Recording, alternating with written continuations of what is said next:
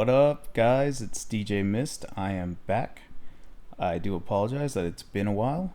Um, I also apologize for the setup, like always. But hopefully, this microphone is a lot better quality than the last one I got. And this is going to be a very unedited, very straightforward, just a podcast style review. So, before we get into the review, just to give you a little bit of info on why it's like this for two reasons. A, my excuse for a while now has just been time, and I'm tired of that excuse. So I'm simplifying, I'm watering it down. All right, I'm simplifying the video format so that it can be just a lot less editing. Basically, it's just gonna, for the most part, be very unedited, and maybe I'll just fade in and fade out, and that's it. Um, this is by no means me trying to pick up on a trend. Me personally, as you guys probably know, I hate I hate going with the crowd, just because, like, oh, this is what's popular right now. No. Um, it's just that editing took too long, so this is what we're doing. Maybe I'll go into more detail on all that stuff in another video, but I'll be honest, I already feel like I've been talking too much, so let's just get into the review. All right. All right. So, I just watched Jumanji 2. Welcome to the Jungle. All right. And I just wanted to give you guys, like always, my opinion on this movie. And this is very late. This is being recorded like 6 years after it came out or something like that.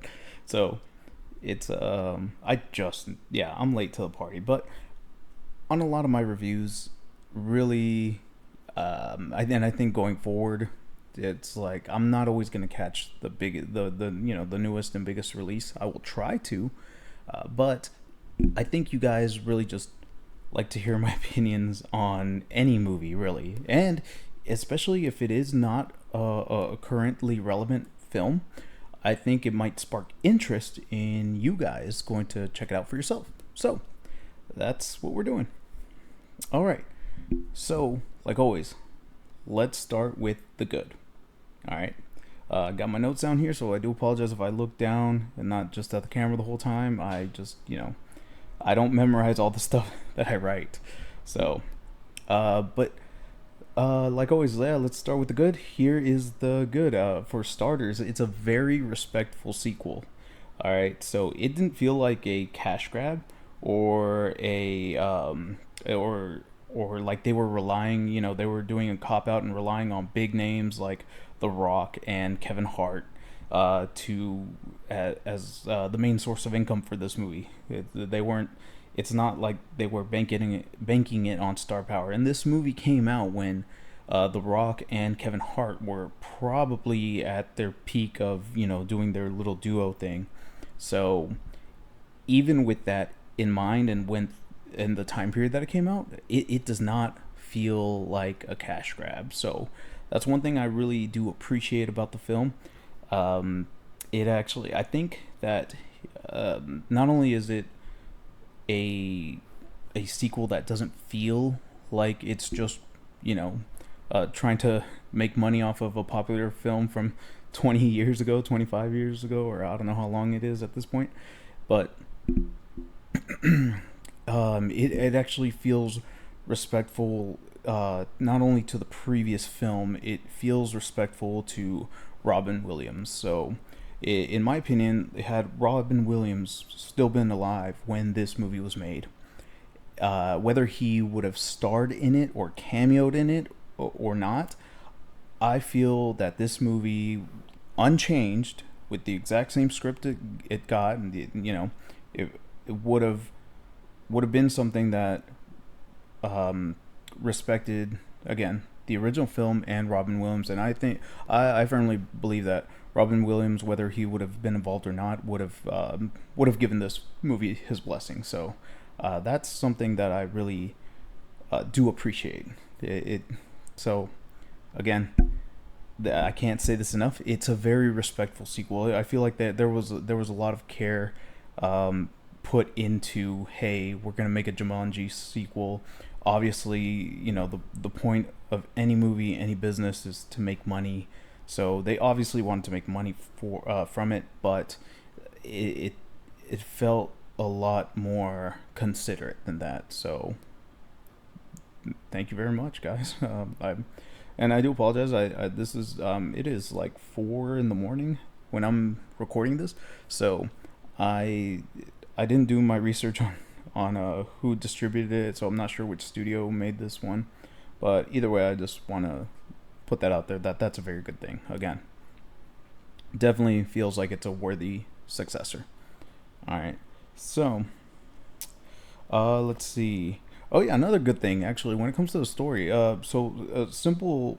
What I wrote down is a simple plot reversal, and now the plot is very similar to the first one. I mean, the premise that the first one introduced, it's kind of, if you're just gonna make Jumanji movies, it's very hard to think of a way of these movies going doing anything different. It's like they're gonna follow that baseline, over and over as much as they can, and it's what you do with that premise that you really have to what's it called? That's where your meat and potatoes come from. Like that's where your moneymaker comes from. It's not the premise, but what you do with that premise, what you build on top of it. The base is always going to be the same. So when I say simple plot reversal, the first movie was more about the board game, the game coming into our world, into the real world. And this time they switched it up. Now it's these characters from the real world going into the game. So that's a very typical sequel stuff. They just flip the coin. However, it in its simplicity, it actually did a very good job of doing something new. All right, it's again, it's a very simple strategy, but it did a good job of making it feel, like you're watching something again new, something that you've not seen before, even though the premise you've seen and heard before. So I thought that was pretty cool. That was so that's another good point right there. Um, let's see what else I got. So, oh, actually, yeah, no, that's okay. Something that I missed here. So again, I'm trying to, besides reading my notes, the reason I wrote paragraphs. Unfortunately, I used to just write little tidbits that I wanted to touch up on, and eventually, I think I'll go into that. However, I'm not gonna lie, I'm out of touch. It's been years since I've made a real review. It's been years since I've actually sat in front of a camera to talk about this. And remember, what's on my mind is that I'm really not going to edit this movie. So I'm also very nervous about, like, okay, what am I going to say? Am I going to say it right? So my bad. But no, something that I want to go back on and say, no, this shows how an old premise can work. It can be done well as long as it's executed with care. And again, going back to it, in my opinion, it being a very respectful sequel, yes, I feel like a lot of consideration went into this. They, of course, they just wanted to make money, but they really thought about, okay, it's like, what is really going to compel people from 1996 to watch this, and of course new audiences that are just there to see The Rock and Kevin Hart. So that's another point for the movie. Again, it's really cool that they were able to do something that's been done before, but do it in a way to where you still appreciate what they have to offer. The last good point that I have, because normally I have 3 and 3, by the way, if you guys haven't noticed, that's just my strategy on trying to keep things simple.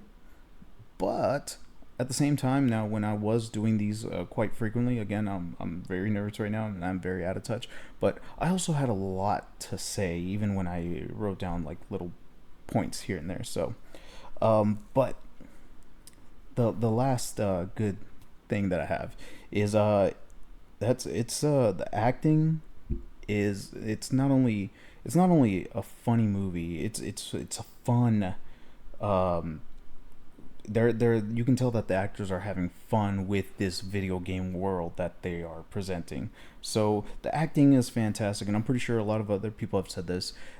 You really do believe that these guys are these kids from the beginning of the movie.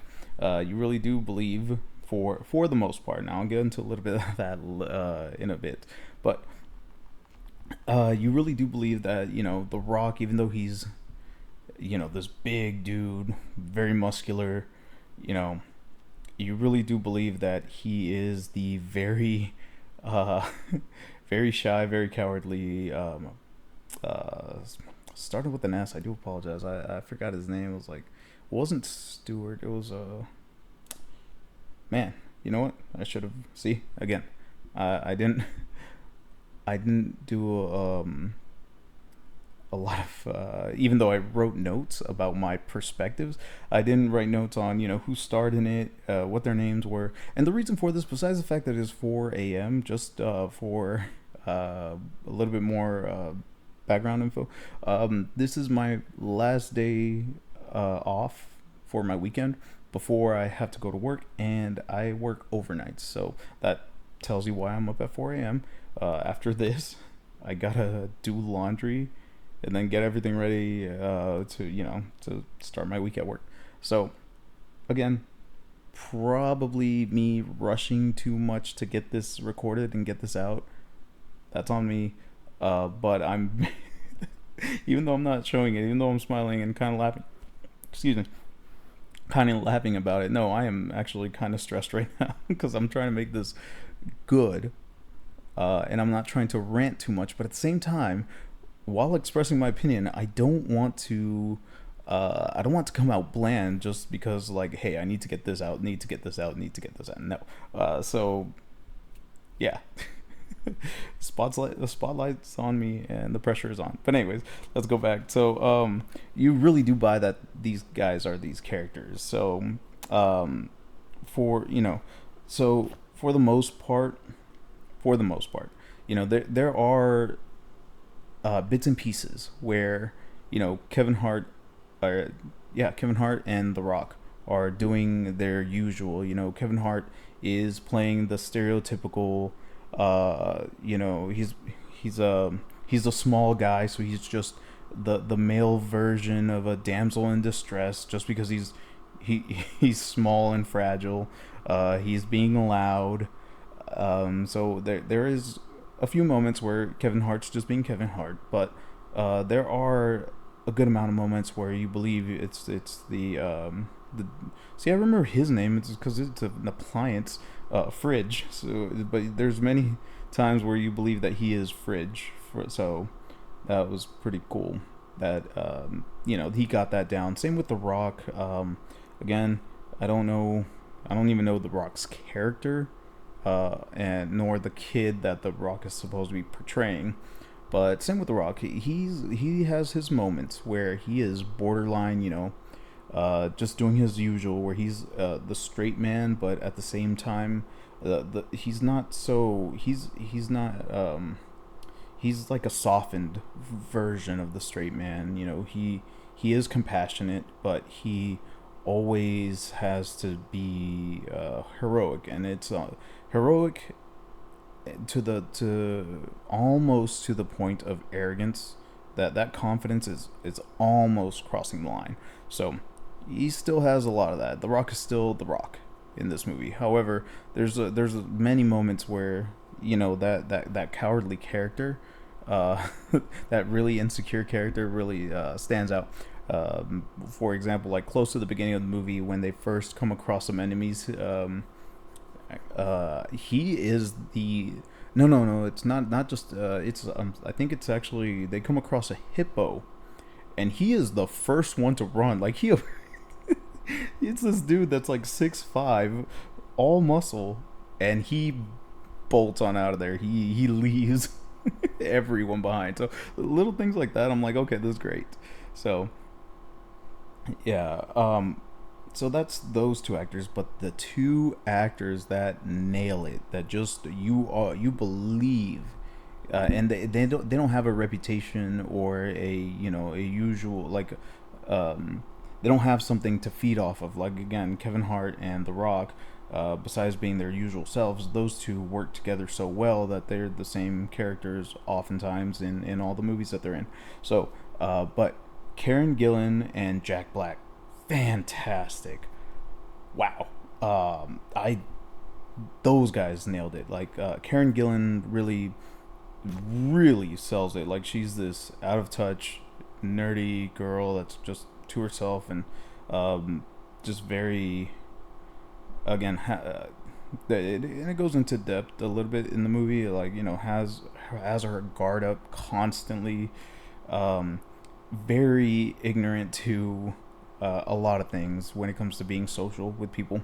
Doesn't know how to flirt with guys, doesn't know how to interact with people much, and just doesn't have any positive perspective of anything that's not academic. So sports, video games, not not important in her book. But uh, Karen Gillan just nails it. I truly believe that it is this awkward, nerdy, you know, very just reserved girl.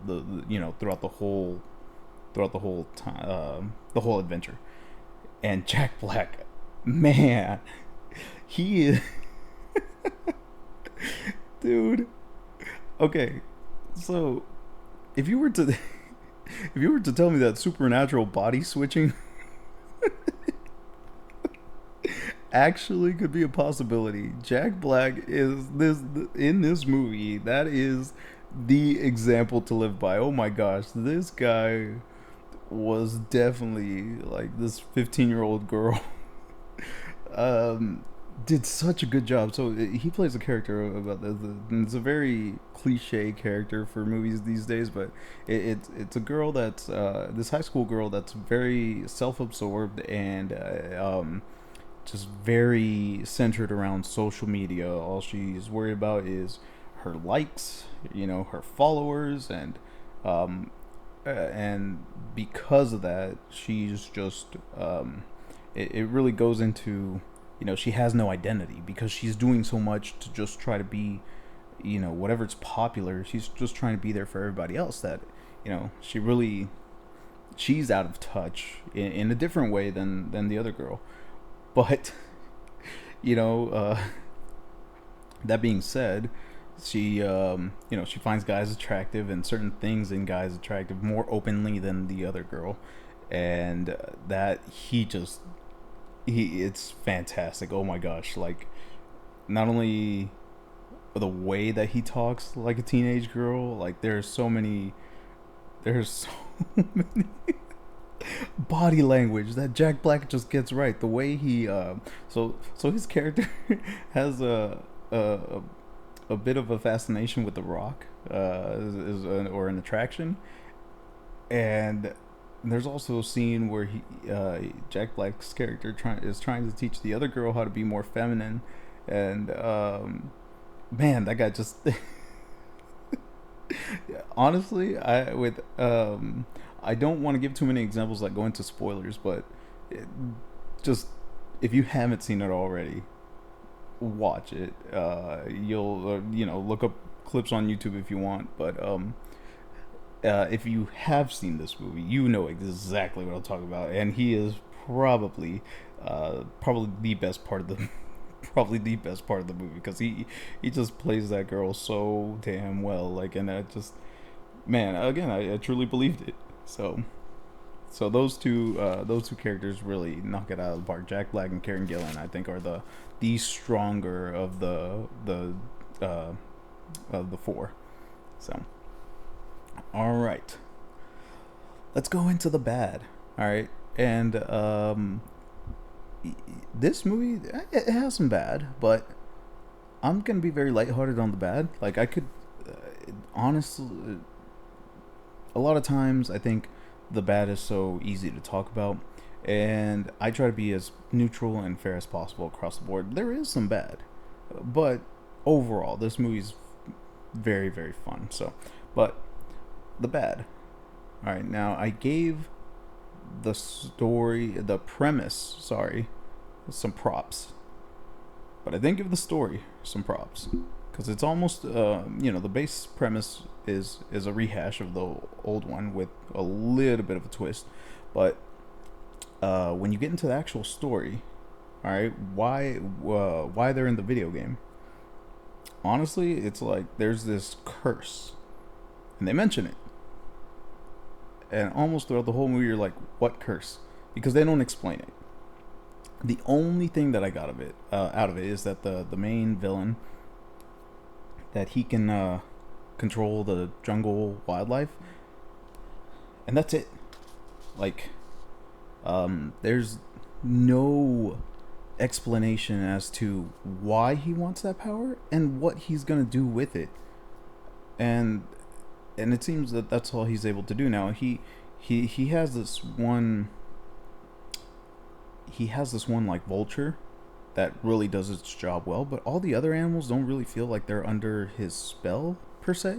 So, that it just, again, it's just one of those things where the plot just falls apart, or at least the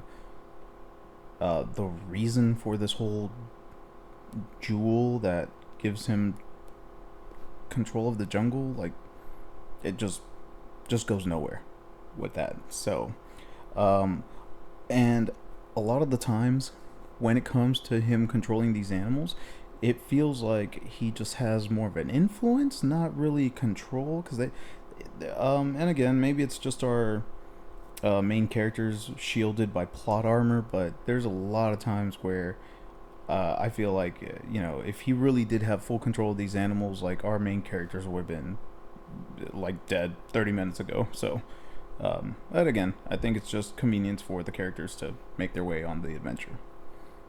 Another thing that I would take points off for is that the video game premise is not explored in my opinion, to like a more enjoyable degree. Like, it's there, some of the stuff, but it doesn't go as far as I thought it would, and it focuses more on the adventure, which is not a bad thing, I guess, but it doesn't focus too much on being a video game. And I feel like it shouldn't have been like a total video game movie, but it should have had some more elements, even for an audience that isn't, you know, even for an audience, like, I know its target audience wasn't video game nerds like myself. All right, so, but even then, it feels like they could have added a few more things. I feel like the best way I can put it is, I feel like they only put in a good 20% of video game aspects, if you will, in there, and it could have benefited from a little bit more. I'd say 30 to 35%. So it didn't even need that much of a kick up. But it did need a little bit more. And what I mean by this is, it's, for example, it has levels. It introduces that. That's kind of cool. It shows that they, on their left arms, they have stripes that indicate how many lives they have. That's pretty cool too. But they only talk about these levels, and it's very unclear how they the beginning and the end of these levels. The only indication that a level is starting is that the Jumanji drums start beating, which is a cool concept. But unlike a video game, there is no clear objective that they need to get to finish the level. So when they complete a level, the movie just tells you that they complete a level rather than show you, because it just doesn't. It just moves on to the next thing, and they're like, oh, okay, this is level, this is the level 2, level 3, which I found a little bit disappointing. I feel like they could have done better with that.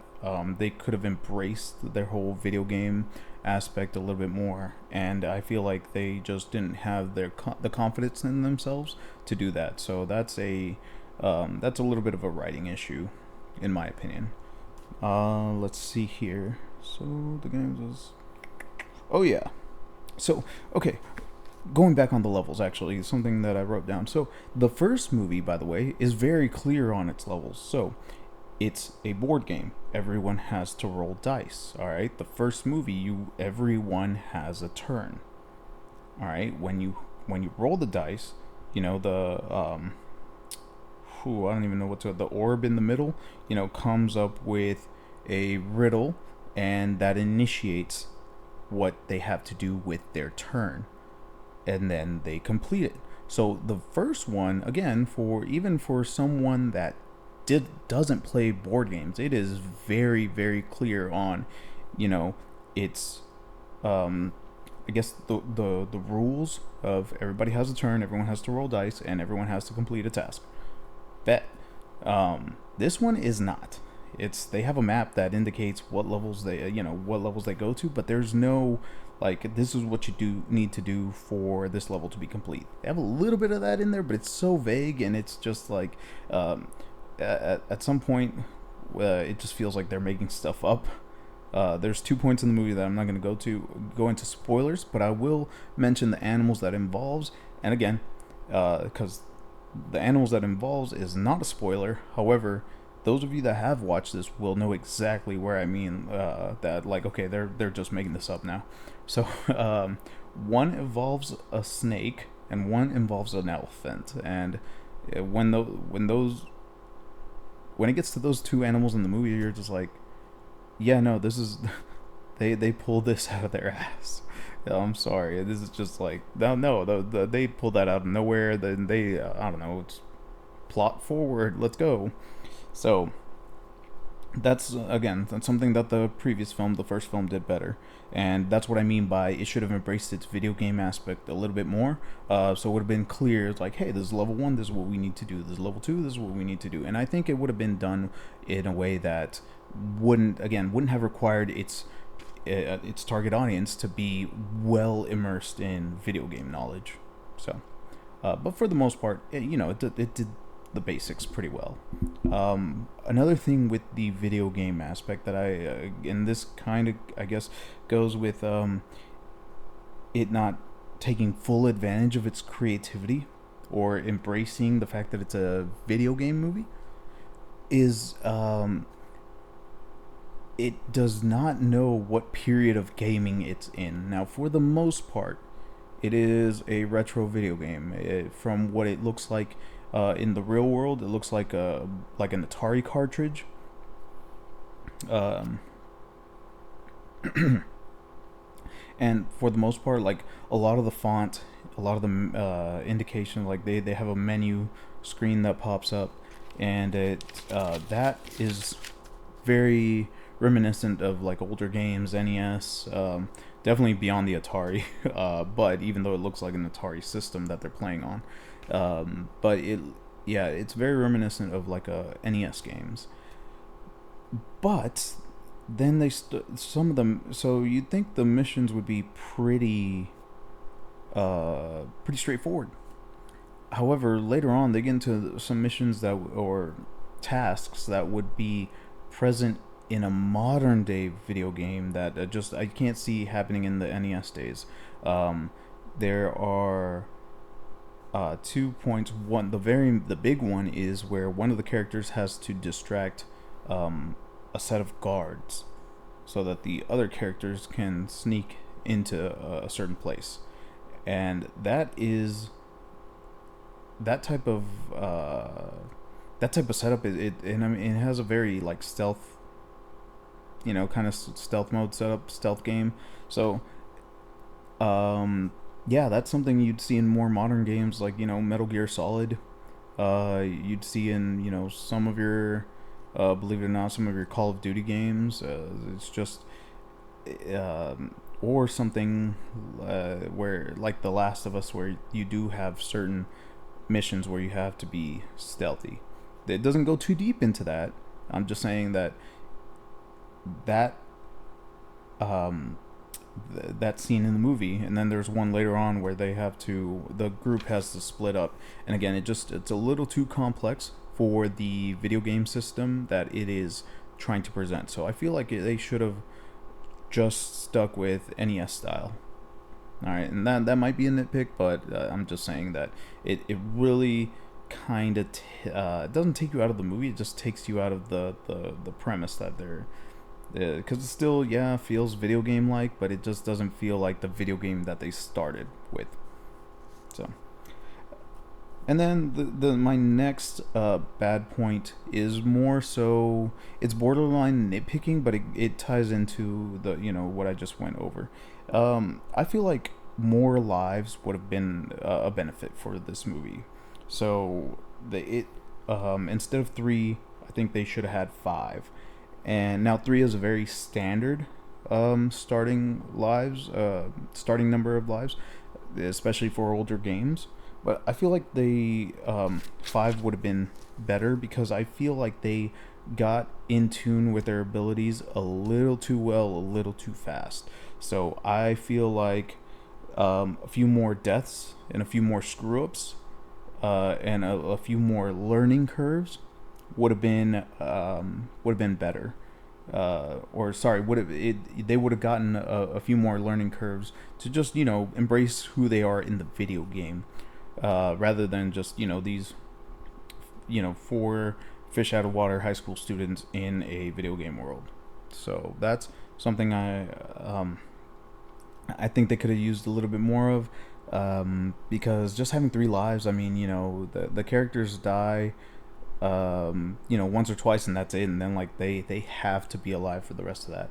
I think they could have had a little bit more humor with a little bit more screw ups, but at the same time, its strength would have been like them really learning, like in a real video game, you really start to learn how to own these special abilities that you have in the video game that you never have in real life. So that would have been really cool. And going on, not just character, I guess, growth with with their abilities. I just feel like the overall arc that these characters have, again, would have still benefited from them learning their abilities, and I feel like they had the time for it. I mean, it's a 2 hour long movie, so it's so out of the four characters, the movie splits it up into two and two, and it's a very, their character arcs are very straightforward. You have two characters that need to become more brave, they're very insecure. They need to believe in themselves more. They need to gain more security, self confidence, and just become more ambitious. And then you have two other characters that are just very self absorbed and need to become more considerate of others. And for the film, I think it does that fine enough. But again, if they had fleshed out I feel like this movie, though being a video game movie, it just really didn't embrace its video game aspect enough, and I feel like it could have just done a little bit more with that. Again, not going overboard by just still keeping it a Jumanji movie, not going full blown video game movie, but didn't really go there. So that's a little bit of a shame. So. All right. So, overall, here are my thoughts. It was a really good movie. It was really fun. It's a good fun time, and it's actually I think it's a good family film. It's for slightly older kids. When I say family, like 9 and 10 year olds. It is rated PG-13, but it never gets too dark, and it never gets too sexual. There's a little bit of that. But it never goes overboard in any way. Like, it's very balanced, and it's very well balanced for both kids and adults, in my opinion. I don't think it would be now obviously parents, y'all decide what y'all kids watch, but I don't think it's for 7 6 year olds, I think it might be a little too much for them. But again, for older kids, 9 10 and then teenagers, obviously, oh yeah, it's a blast. So definitely a family movie if your kids are within that age group, or if you yourself are in that great age group. So Let's see here. So oh yeah. So even though I bashed it on not embracing its creativity, or sorry, its video game essence, it is the fun that it does have, the times that it does embrace that video game aspect. It is very creative with them. I think it did have fun with a few things, and I just wish it had done more of that, really, because it with what it did do that, it did it well. So I just wish there was a few more video game aspects that it would have just embraced and gone a little crazy with it, because it overall is just a fun movie. It's a fun adventure. It really, I think, mission accomplished as far as being a fun adventure movie, just like the first Jumanji was. So hats off to them on that one. And let's see here. Oh yeah, and then on the last good on the last good note that I just want to go ahead and end it on, um, or overall point, again, it's a respectful continuation of the series. You know, if you had to make another Jumanji movie, I think this is it, and it did it very well. So didn't show any disrespect, in my opinion, to the original film or to the late Robin Williams, which is a very big plus, especially these days where, you know, not to get off tangent here, but you know you got movies that I personally believe do not care about, you know, their old cast that they just have the name and they're gonna make money off of it. You know, I'm just gonna throw it out there, Fast and Furious. I know that they had already planned for 10 movies, but me personally, after, you know, your lead actor dies, I would have stopped right there. And the way that movie ended, you know, that was a good stopping point. But no, money. So, so that being said, and I know the purpose of all these huge, high budget movies are to make money. So, but this again, this one felt really, really respecting of, it's the film that came before it, and Robin Williams. So, thank you so much on that, guys. All right, so all in all, my final score is for Jumanji, Welcome to the Jungle, is a 7 out of 10. Enjoy it. So, and later I'm trying to come up with so I use a rating system real quickly. I want to go into that. I use a rating system of 1 to 10 just because, you know, that's pretty standard, but I do like how other YouTube critics have, they're not going off of a numbering system or a lettering system.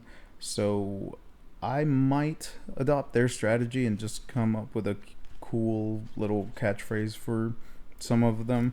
But right now, and this is probably a little too complicated, but I actually have a number with a phrase. So 7 is enjoy it. All right. Maybe I'll make a separate video going over all my ratings if that's what I stick with. I don't know. All right. If you had the patience for this long video, because I don't know how long it is. Remember, I'm just going through it. I'm barely gonna edit it, and it is. I recognize two things. It is a longer video. Again, I also am introducing more of a podcast style to it, because it just the simplicity of it. Again, I'm not trying to. Though I'm not gonna lie, does this feel a little bit better? This feels a little bit easier. I'm not gonna lie. Just, you know, talking to the mic and not really having to worry about all these edits that I'm gonna make later on. But I hate jumping on bandwagons, so that's I am by no means just trying to, you know, catch the wave of podcasts. This is solely because just time constraints, man. Those of y'all that live in the U.S., which is probably the vast majority of you guys watching this right now, know how terrible the economy is right now. So there's a lot of times I just have to work and work and work just to make ends meet. And if you can't tell, I live alone. So I live completely alone, don't have any help. So, but I'm tired of using I work or I work too much as an excuse. So that's why this format. So if you watched all, I don't know how many minutes of this video, I really appreciate that. I'm gonna try to be back, and we'll see how this format works for in the short term and in the long run. And obviously, this is just me talking on the couch. Hopefully, I'll get better scenery soon. I'll get it. like a nice little setup to at least make it look like I put some effort. Even though, believe it or not, guys, it definitely took some effort to just even get this. But I digress. Like always, I just want to thank you guys for being patient with me, for tuning in, for listening to me rant about my opinion, good and bad, about a movie that you may or may have not watched, may or may not be relevant at the time. And especially in this podcast style, the me saying goodbye is gonna be weird because I've always done my little peace sign salute. But let me try it out on the couch. Once again, thank you for tuning in. Thank you for watching, and I hope to make a lot more of these. A lot, I have a lot of people asking me, when are you gonna do another movie review? So I'm challenging myself, regardless of all the stuff that's going on in my life, regardless of how broke I am, because I am. But I'm challenging myself because it's been a while since I've worked on stuff that I love to do. So it's good to be back. Once again, thank you guys. This has been DJ Myst. Peace.